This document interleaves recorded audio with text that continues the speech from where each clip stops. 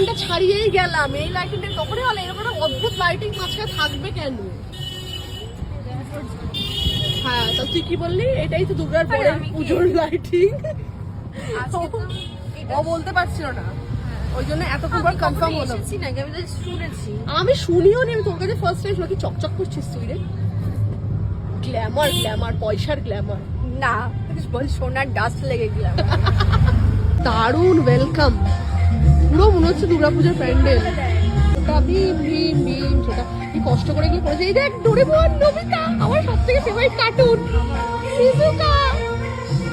এই কার্টুনটা দেখার কারণে মায়ের কাছে যে কি মার খেয়েছি, কি মার বকা খেয়েছি। পড়া কমপ্লিট করে, হ্যাঁ পড়া কমপ্লিট করে দেখ তাও ভালো। আর সারাদিন ডোরেমন নোবিতা, আর আমি তো এটাই বলতাম মা ডোরেমন কৃষ্ণ নোবিতাকে সব পড়িয়ে খাইয়ে দিচ্ছে। আমার ভাই দেখে ছোট ভীমটা আমিও দেখতাম, আমার তো পুরো দুর্গাপূজার ফিল আসছে। শিব পার্বতী,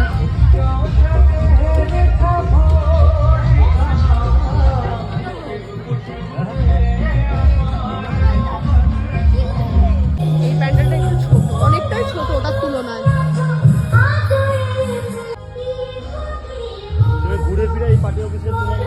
ফুচকা খাওয়ার জন্য এখন জামার পকেট খুঁজছে ফোন রাখবে বলে। ফাইনালি আমরা একটা ফুচকা পেয়েছি, আর আমার এটা হচ্ছে কোনো একটা ক্যাফে দাঁড়িয়ে আছি, এত সুন্দর ভিউ দেখে। ফটো। ও খাচ্ছে কফি আর আমি খাচ্ছি চা, দুধের দামই সেম 20 টাকা। কি বলি বল, কফি খাই। এখন বাড়ি ফেরার পালা। টাটা, আবার দেখা হবে অন্য কোনো ব্লগে ইশিকার সাথে। আমাদের ইশিকার সাথে এই প্ল্যানটাই হয়েছিল, ইশিকা আমাকে নিয়ে এসেছিল শিব পুজো দেখাতে। আমাকে কিন্তু বিরিয়ানি খাওয়ায়নি ঠাকুর দেখানোর জন্য। অন্যদিন খাইয়ে দেবো, ঠিক আছে। তা আবার কি জানো না, ঠাকুর দেখিয়েছিস বলে। হ্যাঁ, একদম ভালো একটা প্যান্ডেল। যদি বা আমি ওকে নিয়ে এসেছি, আমার বাচ্চা আছে। আমাকে কেন লাগিয়ে যায়নি, দিদা বায়না করতে নেই, বড় হয়ে গেছে। কেন লাগিয়ে দাও।